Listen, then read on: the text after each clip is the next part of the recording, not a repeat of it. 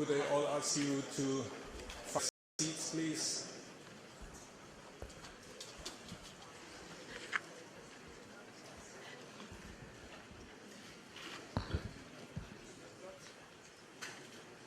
Sehr geehrte Frau Bundeskanzlerin, Honorable Prime Minister Modi, Mrs. Khamenei, Mr. Patel, Excellencies, ladies and gentlemen, it is my great pleasure to welcome you all to this Indo-German Business Summit of 2017.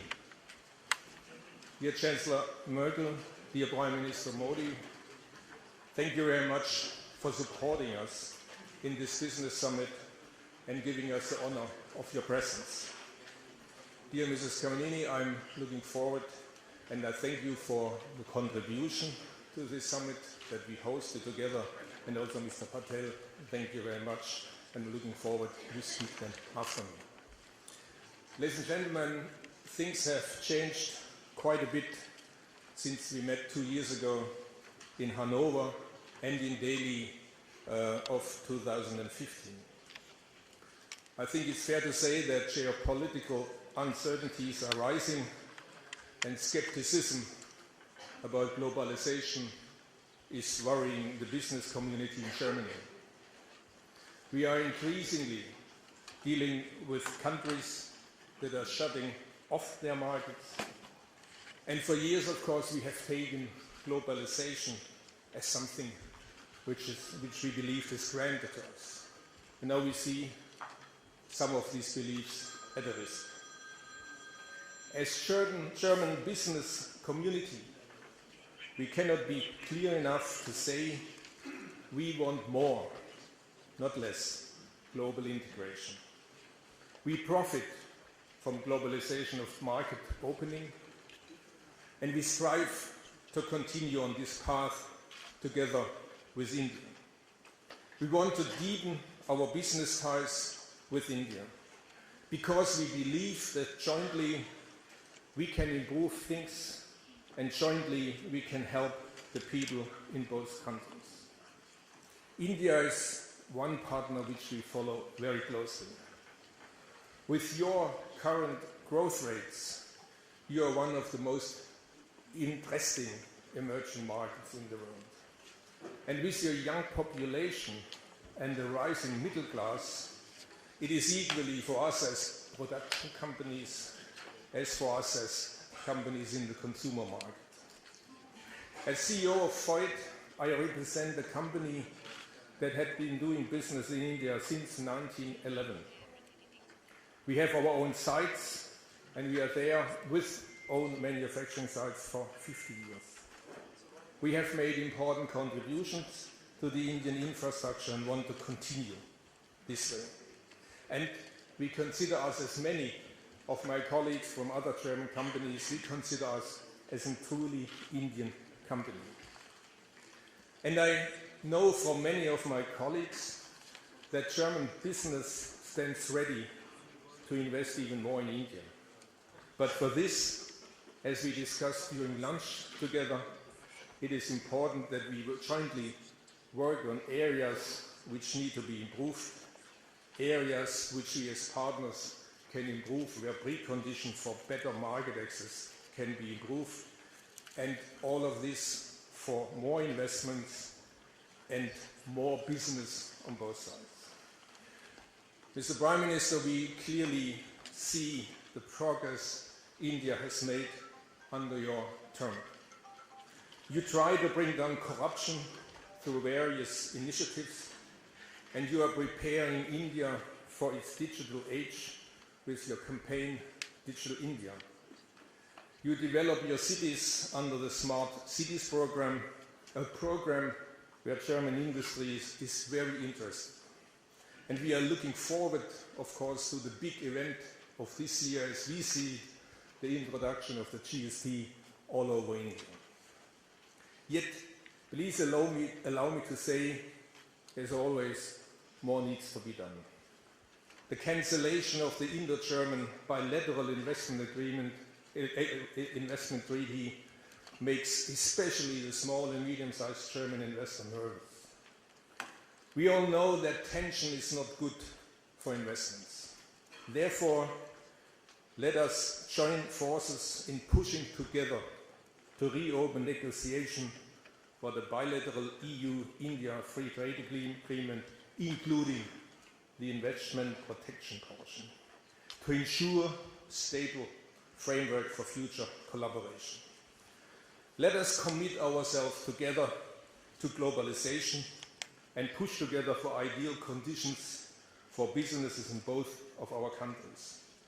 I'm looking now forward to your words, Mrs. Khamenei. I have learned you are for the first lady in this position for 100 years, and therefore we are listening with even more interest to what you have to say to us. Thank you very much.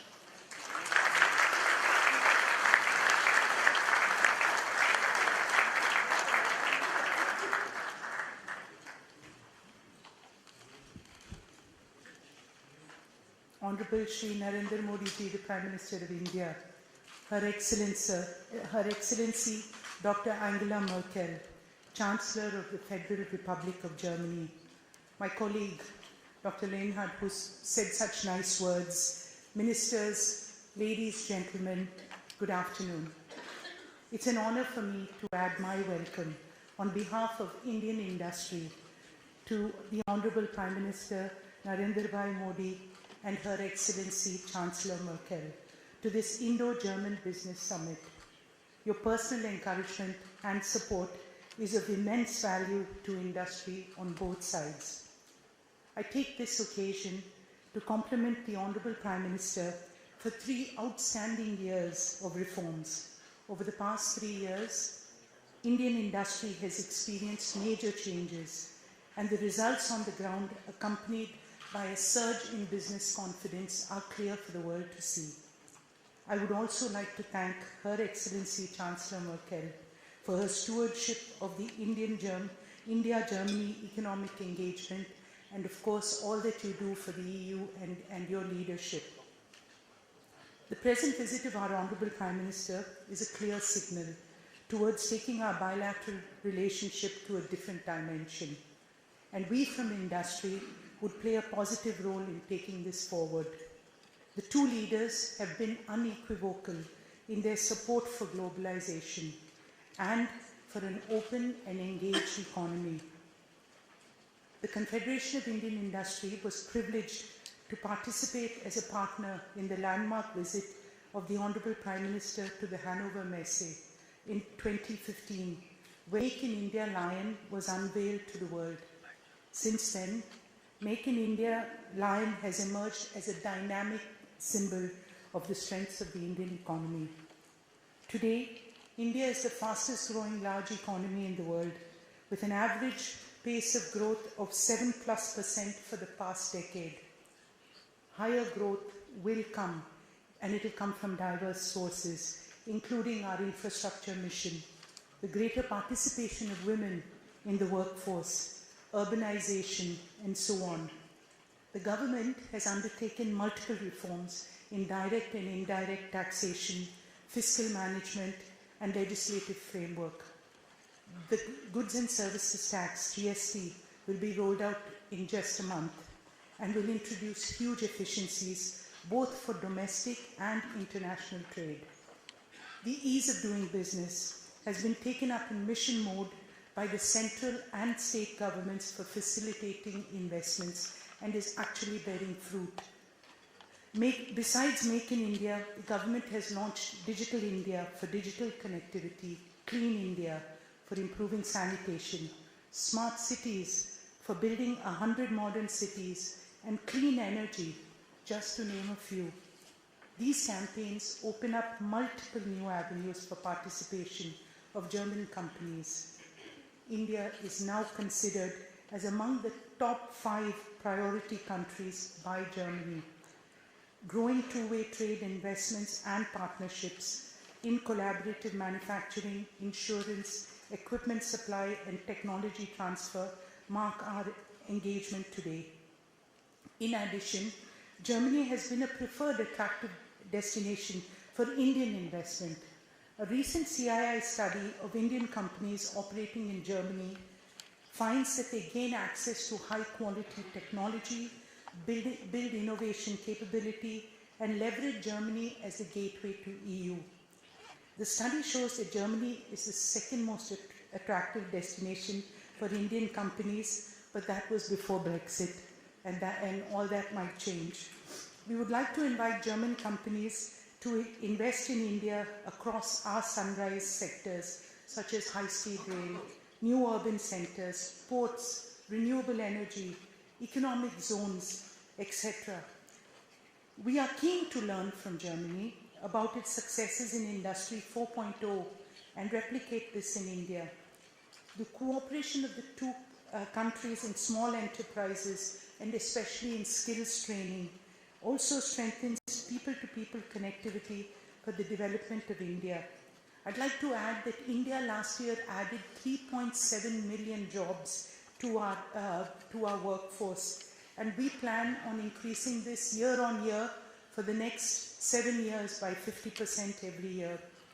So I thank the leaders of the two nations and assure you that this business community is vibrant, this business community is growing, and there will be more of us from small and large engaged from both India and Germany to ensure that the world becomes a much stronger economy. So ladies and gentlemen, thank you very much. And I must say that I'm just the precursor for someone who's much more special, and this visionary leader has transformed India. May I request our Honorable Prime Minister of India to deliver his address. Thank you very much.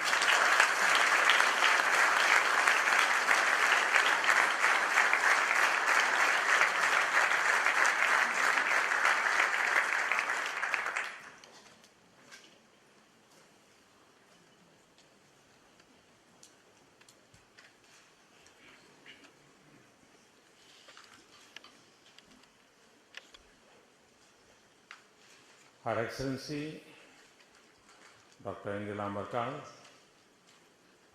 leaders from global business community, ladies and gentlemen, it is a great pleasure to meet you all. It is an added pleasure to talk to you in the presence of an enlightened leader like Chancellor Merkel. In fact, I do not miss any opportunity of meeting her.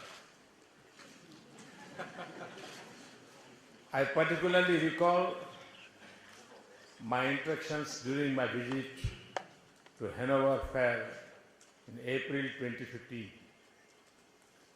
India was a partner country in that fair. This was followed by Chancellor Merkel's visit to India in October 2015. Together, we have had several rounds of discussions with German and Indian CEOs. Today again, I can see a lot of energy and enthusiasm in this hall. I can also see a number of Indian CEOs present here. Friends, Germany is among India's most important partners, both bilaterally and in the global context. I am very happy to see that the participation of German companies in India's growth story. It is equally heartening to see that Indian companies have also made their presence felt in Germany. Germany ranks 7th among foreign investor countries in India. Major sectors attracting FDI inflows from Germany are engineering, chemicals, and services. About 600 Indo-German joint ventures are presently operating in India. They provide employment to around 200,000 people. However, there is huge potential in India-Germany economic collaboration. our economic partnership is still below its full potential. To enhance this, we in India are ready with open arms to welcome German companies. With a view to help the German companies, we have put in place a fast-track mechanism. A number of issues have already been resolved through this fast-track mechanism. We are doing it sincerely because we value German partnership a lot. Friends, we are on the path of making India a global manufacturing hub. Already a good economic system exists in India for manufacturing.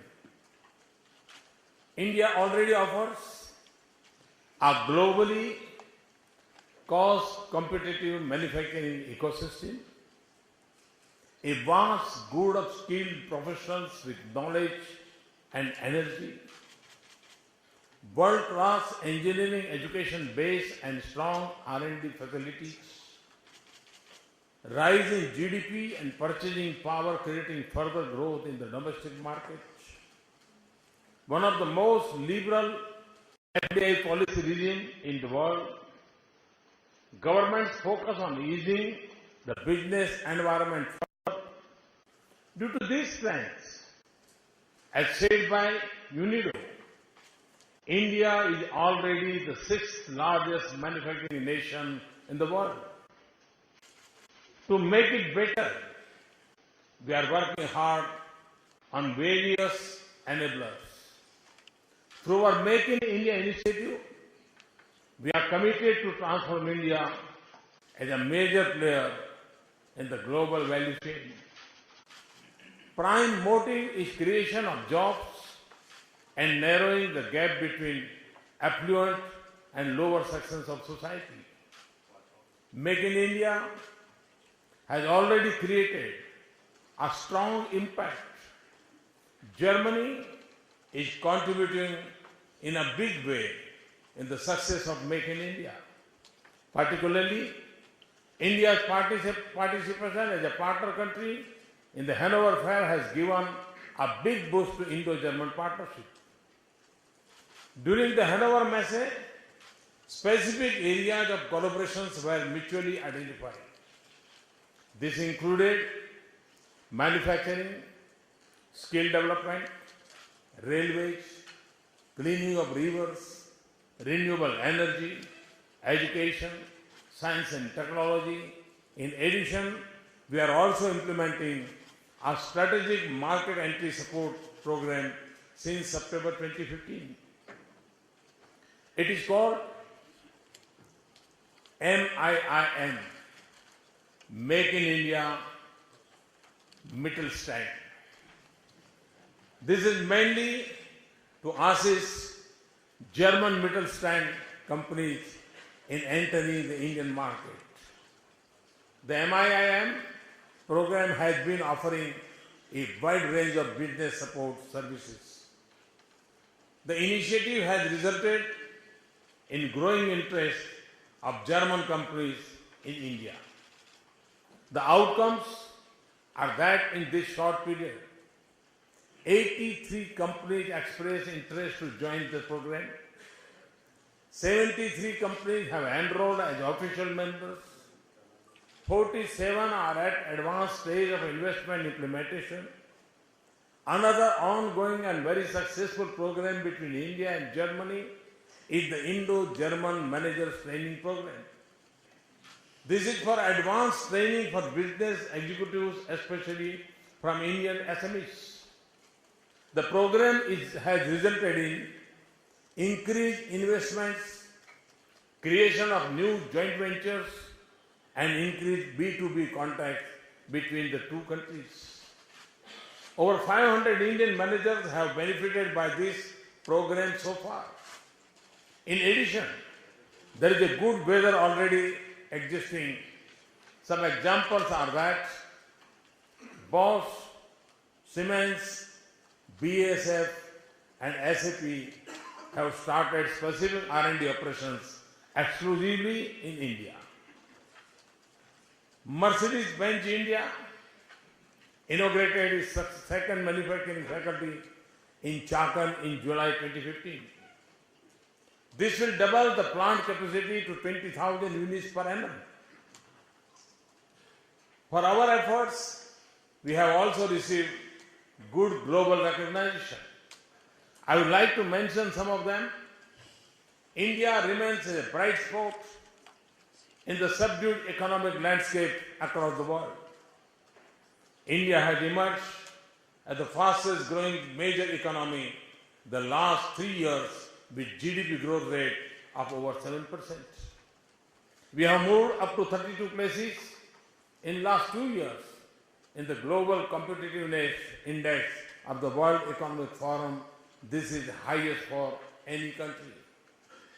India also moved up 19 places on the Logistics Performance Index of 2016 of the World Bank.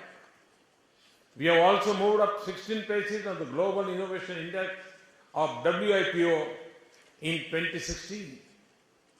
We are third among the top 10 FDI destinations listed by UNCTAD. These are just few examples. Our emphasis has been on reducing government and enhancing governance. I would give some examples. We are moving fast towards becoming a digital economy. GST is among the most historic reform India has ever done, and it is going to be implemented from the next month. In the last 2 years, we have moved towards a low tax regime both on personal as well as corporate side. We have lowered the corporate tax from 30% to 25%, particularly for new investments and smaller ventures. New laws and institutions for bankruptcy and insolvency, as well as IPR and arbitration, are now in place. More than 7,000 reforms have been implemented on the front of ease of doing business. 36 white industries have been taken out of the requirement of environmental clearances. Similarly, more than 50 items have been taken out of defense list. Validity period of industrial licenses has been increased up to 15 years. Custom clearance has been made 24/7 at 19 ports and 17 air cargo complexes. Incorporating a company along with allotment of DIN number, PAN number, TAN number, and the CIN number is now just one day affair. Power connection is provided within a time frame of 15 days. India's ranking is now up by 111 places on getting electricity parameter of World Bank. We have examples are in addition to thousands of reforms done by the states. Along with the federal government, the states have also taken keen interest in implementing such reforms. I'll give you some examples. Here, I'm mentioning about some states, but due to a sense of competition, the trend of reform is spreading fast to all the states. Reforms include 100% implementation of single window system for payments and approvals in 16 states. 100% implementation of e-filing of the tax returns in 13 states. Automated online building plan approval in 13 states. E-filing system for commercial disputes have been implemented in 11 states. Specialized commercial courts have been established in district level in 13 states. Friends, now India has one of the most liberal FDI policy regime in the world. More than 90% of the foreign investment flows are under automatic route. Last week, we formally decided to abolish the Foreign Investment Promotion Board, which was made in 1990 to examine the FDI proposals. The idea is to expand the engagement of overseas investors in the Indian economy. Due to this approach, our FDI outlook has been ranked highly positive by various international agencies. There has also been huge growth in FDI inflows in the last 3 years and had now reached to $60 billion in 2016-17. Friends, India is a big country. Hence, nothing is enough when it comes to development. We have many dreams, and the dreams are big. But we have short timeline, and this is your opportunity. The opportunity ranges from building millions of houses